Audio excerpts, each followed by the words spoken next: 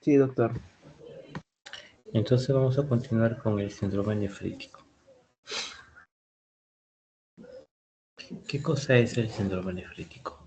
Dice acá, es un síndrome caracterizado por la aparición brusca o súbita de hematuria con cilindros hemáticos asociado a hipertensión arterial, proteinuria, edemas y deterioro de la función renal en grado variable. Esto se produce secundario a cambios inflamatorios en los glómerulos, es decir, entre síndrome nefrótico y síndrome nefrítico, el nefrítico es más inflamatorio. Por eso se llama nefrítico. Nefrítico. Entonces, dice acá que es secundario a cambios inflamatorios de glómerulos. Característica del síndrome nefrítico. Tenemos hematuria glomerular, podría ser macroscópica, ¿no? Y también podría ser microscópica. Se puede detectar mediante procedimientos semicuantitativos como una tira reactiva, pero también se puede observar a través en el sedimento urinario la presencia de cilindros hemáticos. Y ojo que la presencia de cilindros hemáticos es patognomónico de hematuria glomerular. Luego tenemos proteinuria, que es de intensidad variable, pudiendo llegar a rangos nefróticos e incluso causando descenso de proteínas séricas. Expansión del espacio intravascular. Es la consecuencia de oliguria y se caracteriza por la aparición de hipertensión arterial, edemas e insuficiencia cardíaca de intensidad variable. ¿Por qué? Porque existe una retención de agua y sal, además hipertensión arterial. Todo esto puede condicionar un edema agudo de pulmón, una situación muy delicada para los pacientes. Habíamos hablado de insuficiencia renal, que es lo mismo hablar de oligoanuria, de grados variables como consecuencia de las alteraciones estructurales a nivel glomerular. Generalmente puede ser de curso rápido y contribuye al cuadro de retención hidroelectrolítica en estos pacientes. Hipertensión arterial debido a qué? A la retención hidrosalina. Y puede llegar a ser grave e incluso producir una encefalopatía hipertensiva. El edema es con frecuencia el motivo de consulta, muy similar al síndrome nefrótico. Suele ser palpebral o facial por las mañanas y en las extremidades inferiores por la tarde. Y puede aumentar hasta llegar a ser muy importante. Es una consecuencia de la oliguria con retención de sodio y también de la insuficiencia renal. Evolución. Como la evolución del síndrome nefrítico generalmente es hacia la mejoría y resolución en días o semanas, pero siempre y cuando el origen del síndrome nefrítico sea por una glomerulonefritis aguda post-estreptocócica. Sin embargo, hay otras causas de síndrome nefrítico que pueden cursar de una manera abrupta o rápidamente progresiva y llevar a la insuficiencia renal crónica establecida de modo definitivo e incluso llegar a la insuficiencia renal con diálisis. Y en este cuadrito, así como explicamos el síndrome nefrótico, aquí vamos a explicar el síndrome nefrítico. Entonces tenemos acá a la izquierda el capilar glomerular normal.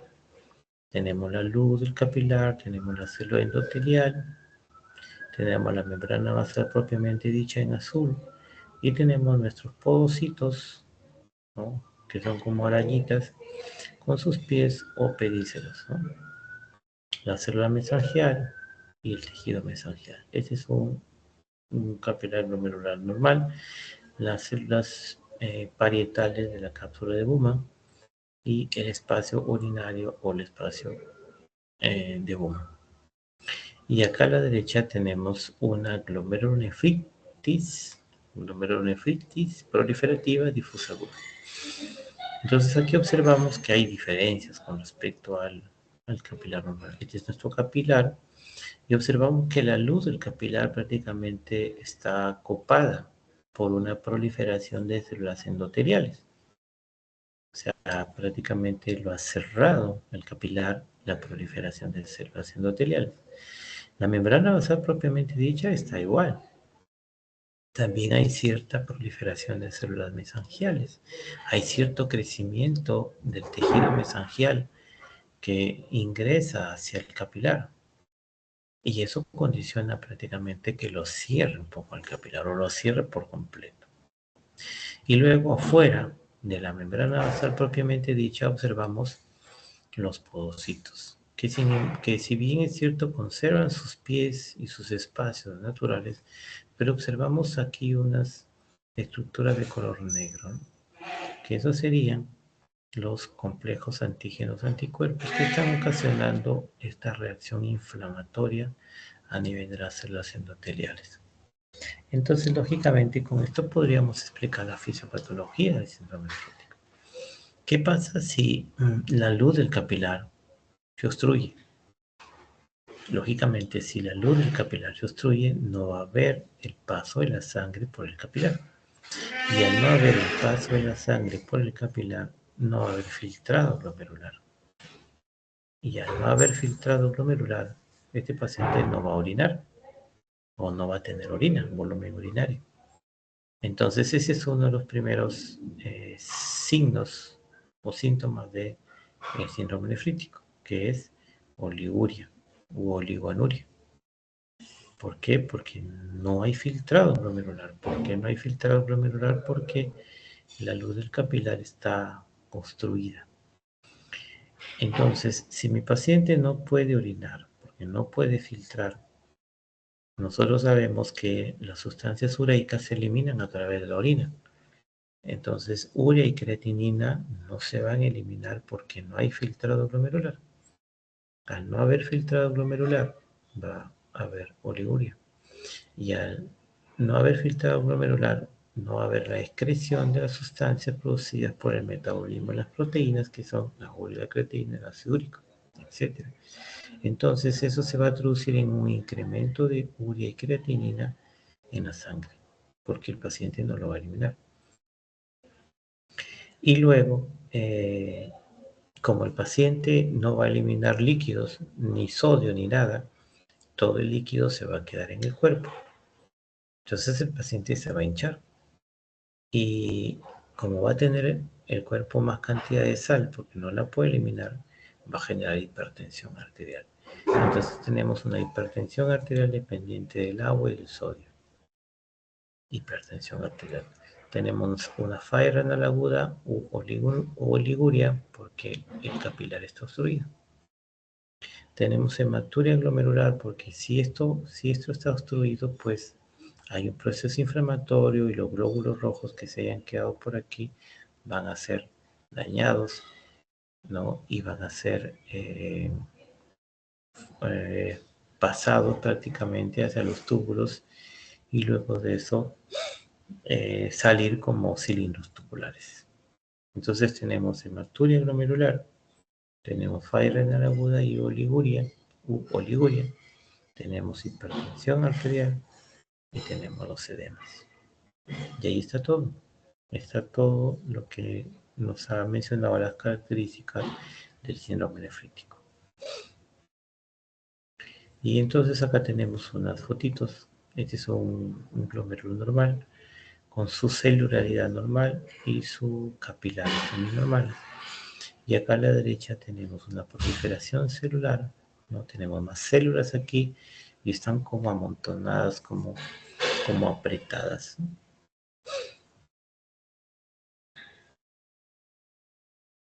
Acá tenemos en este cuadrito causa más frecuente del síndrome nefrítico según la edad de presentación. Tenemos niños, adultos y personas ya más avanzadas, ¿no? Tenemos los niños a la cabeza, la glomerulonefritis aguda post-infecciosa o post-estreptocócica.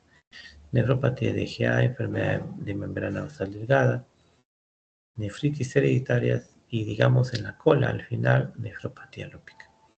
En adultos y en personas de mayor edad cambia de la glomerulonefritis aguda post-estreptocócica, pasa a ser la última. Y tenemos nefropatía membranosa, membrana basal delgada, lupus, nefropatía mesangial, pasan adelante, vasculitis, nefropatía por IgA, membranosa, pasan adelante, y la aguda postinfecciosa en adultos y en ancianos es poco frecuente. Acá tenemos también un cuadrito de las causas: glomerulonefritis postinfecciosas, bacterianas, virales, parasitarias y otras. Tenemos glomerulonefritis primarias, extracapilar, membrana proliferativa, nefropatía mesangial por IgA, enfermedades sistémicas que pueden causar nefríticos, el lupus, las púrpuras, crioglobulinemia, síndrome de Gott-Pasteur, síndrome hemolítico urémico, púrpura trombótica, y tenemos otras enfermedades renales. Así como el síndrome nefrótico tiene su fisiopatología, igual el nefrítico. En realidad ya lo hemos mencionado en la diapositiva donde se mostraba el capilar glomerular prácticamente obstruido, ¿no? Entonces tenemos la lesión glomerular ocasionada por una noxa o una etiología. Esto va a condicionar un proceso inflamatorio a nivel endotelial y va a ocasionar una disminución del filtrado glomerular. Ya sabemos por qué. Esta inflamación va a producir proteinuria, esta inflamación va a producir hematuria, y la disminución del filtrado glomerular va a ocasionar oligoanuria y azoemia o hiperazoemia. Y la oligoanuria va a ocasionar retención de agua y sal, edemas, hipertensión arterial, y si se potencia el edema y la hipertensión arterial, puede condicionar una insuficiencia cardíaca o una encefalopatía hipertensiva. Entonces aquí prácticamente está resumido lo que habíamos visto en la figurita de la diapositiva. Característica del síndrome nefrítico: hematuria glomerular, microscópica un 70%, macroscópica un 30%. Puede existir proteinuria, por supuesto, de grado variable, edemas, hipertensión arterial, oliguria y deterioro de la función renal. Estos signos o síntomas van a depender de la etiología, ¿sí? O sea, de acuerdo a la etiología, quizás en algunos pacientes vamos a tener más hipertensión, más oligoanuria, más deterioro de la función renal, y otros quizás vamos a tener menos frecuencia y menos intensidad de estas características, ¿no? Entonces, ¿cómo hago yo el estudio diagnóstico de un síndrome nefrítico? Indudablemente tengo que pedir un examen de orina completo, tengo que pedir una proteína de 24 horas, pedir los azoados, las proteínas en la sangre, y si quiero ir un poquito más allá, algunas causas, ¿no? Solicitar cultivos de la garganta, sobre todo, o enfermedades sistémicas virales, ¿no? La radiografía de tórax nos sirve para evaluar cómo está nuestro pulmón y cómo está nuestro corazón, porque podrían estar afectados. De no tener un diagnóstico aproximado, entonces avanzo con mis estudios para descartar lupus, para descartar vasculitis, de acuerdo al caso clínico. Y si aún con eso no logro llegar al diagnóstico, en algunos casos voy a necesitar realizar una biopsia renal. Acá hay algunos datos que nos sugieren algunos problemas de salud de acuerdo a lo que encontremos en los análisis o en todo caso en la clínica de los pacientes. Ahora vamos a hablar de la glomerulonefritis aguda post-estreptocócica. La glomerulonefritis aguda post-estreptocócica es la forma como se enseña el síndrome nefrítico, es la forma clásica del síndrome nefrítico, y como ya lo habíamos mencionado, es la forma más benigna porque es temporal, es aguda, no es crónica, y con un buen manejo, con un adecuado manejo, el paciente sale sin ningún problema de esta patología. Entonces, ¿qué cosa es la glomerulonefritis aguda postestreptocócica? Dice acá, se produce después de una infección, habitualmente cutánea o faríngea, por estreptococos beta hemolíticos de grupo A, estreptococos piógenes. Entonces, ¿qué cosa es una GNAP? Es una inflamación, no es una infección. Es una inflamación consecuencia desencadenada de una infección cutánea o faríngea o el estreptococo beta hemolítico de grupo A. Su fisiopatología dice que es multifactorial. Existe una proteína estreptocócica que induce el daño por inmunocomplejos y estos se depositan a nivel glomerular, a nivel de la membrana, dando como consecuencia una activación del complemento, factores quimiotácticos, citoquinas, que van a traer más células inflamatorias, pero predominantemente neutrófilos. La proteína M de la superficie es una de las más estudiadas como antígenos. Existe evidencia de secuencias compartidas con proteínas humanas o reacciones cruzadas con proteínas glomerulares como la vimentina. Otras proteínas que actúan como antígenos nefritogénicos son el receptor de plasmina asociado a la nefritis y la endotoxina pirógena estreptocócica B. En cuanto a su epidemiología, generalmente es estacional y se produce más en zonas geográficas de recursos económicos bajos. Y en estas zonas se produce en brotes epidémicos estacionales. Es más frecuente en niños, en varoncitos, la relación 2:1 con mujeres, y en cuanto al rango de edad es más prioritaria o más frecuente de 2 a 6 años. Existe bastante enfermedad subclínica, dice que es 5 veces más frecuente que la clínica, y la forma de presentación en los países desarrollados, en los países que tienen mucho dinero, es principalmente en los añosos, pacientes oncológicos, pacientes inmunosuprimidos y alcohólicos. Pero estos, por supuesto, van a tener un peor pronóstico y va a ser mucho más agresiva. Entonces, como son asintomáticos en su mayor parte de los casos, pueden aparecer como presentaciones como alteraciones urinarias asintomáticas, que lo único que van a requerir es un seguimiento. La presentación clásica es fracaso renal agudo, hipertensión, hematuria y proteinuria.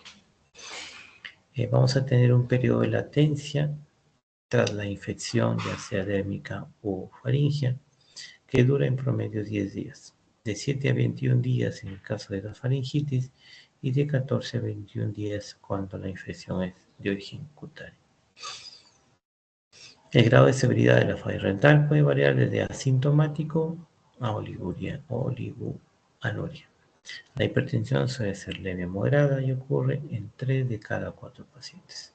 En los casos de adultos puede haber síndrome nefrótico y es más frecuente que la oliguria se complique con insuficiencia cardíaca y que requiera realmente terapia de reemplazo renal.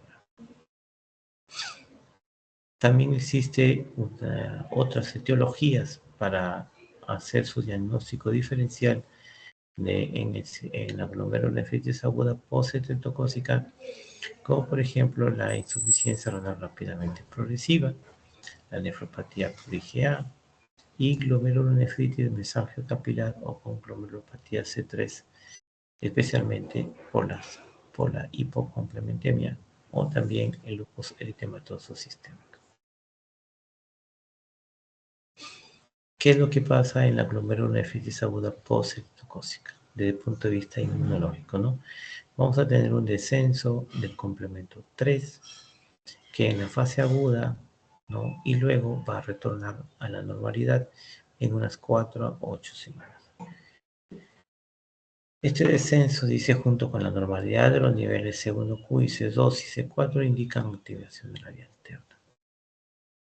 Es probable que la activación del complemento se dé también por la vía de la lecitina. Los cultivos faríngeos o cutáneos muestran crecimiento de estreptococo de grupo A solamente en el 25% de los casos. Es decir, si nosotros queremos hacer el diagnóstico de la infección estreptocócica, solamente vamos a tener positivo en un 4% de los casos. Sin embargo, los anticuerpos más utilizados son la antiestreptolicina O, UASL. Otros anticuerpos indicativos de infección estreptocócica incluyen la antiestreptoquinasa, la antihialuronidasa y la antidesoxirribonucleasa. ¿Cómo yo hago el diagnóstico de esta glomerulonefritis aguda post-estreptocócica? Indudablemente que en primer lugar está la historia clínica completa, donde yo voy a tener que preguntar sobre los antecedentes familiares, si es que existe una clínica sistémica, es decir, una enfermedad sistémica, si es que existen infecciones recientes o empleo de fármacos. En cuanto a infecciones recientes, nos interesaría pues las infecciones de origen cutáneo o faríngeo. En la exploración física vamos a buscar edemas, hipertensión arterial o datos de insuficiencia cardíaca. La ausencia de la clínica sistémica, el antecedente de infección, la hipocomplementemia por activación de la vía alterna de complementos y títulos elevados de anticuerpo antiestreptolicinado establecen el diagnóstico de glomerulonefritis aguda postinfecciosa. La biopsia renal para este tipo de patología no es muy rara, casi no se usa. Si necesitaríamos hacer una biopsia es porque estamos pensando en una insuficiencia renal rápidamente progresiva, lo cual no va a suceder. Si se sospecha de otro tipo de infecciones o existe clínica sistémica, hay que realizar un estudio serológico, realización de cultivos, prueba de imágenes de estudio, de anticuerpos, inmunoglobulinas, para intentar determinar la etiología del síndrome nefrítico, es decir, avanzar un poco más en los análisis. El plan de manejo. El plan de manejo se parece un poco al manejo del síndrome nefrótico en cuanto a sus medidas generales, ¿no? Entonces tenemos reposo, dieta hiposódica, ya sabemos por qué, hipoproteica, ya sabemos por qué, normocalórica y con restricción de agua siempre y cuando el paciente esté hinchado o hipertenso. Antibióticos si hay evidencias de infección activa. Uso de diuréticos como la furosemida, sobre todo en pacientes con insuficiencia cardíaca. Y para la hipertensión arterial necesito vasodilatadores, calcio antagonistas. Y si es que con esto no me bastara para el manejo de la sobrecarga hídrica, la hipertensión o la hipercalemia, entonces debería ser diálisis, lo cual es un poco no frecuente, ¿no? Porque el pronóstico es bueno. En algunos pacientes va a quedar una anormalidad urinaria que puede persistir algunos meses, pero luego ya va a desaparecer. En caso de que no sea estreptocócica, entonces tengo que dar tratamiento a la enfermedad de fondo y también dar tratamiento de soporte ya mencionado. Y en esta microfotografía electrónica observamos dos glomérulos. En realidad parecen cerebros, ¿no? Cómo se parecen mucho las estructuras de nuestro organismo. Entonces acá tenemos un glomérulo, acá tenemos la arteriola aferente, que es la que ingresa la sangre al glomérulo, y luego tenemos la arteriola eferente. En este otro glomérulo tenemos también la arteriola aferente y la arteriola eferente. Hemos acabado con el síndrome nefrítico. Damos descanso unos 2 minutos o 3 minutos y volvemos.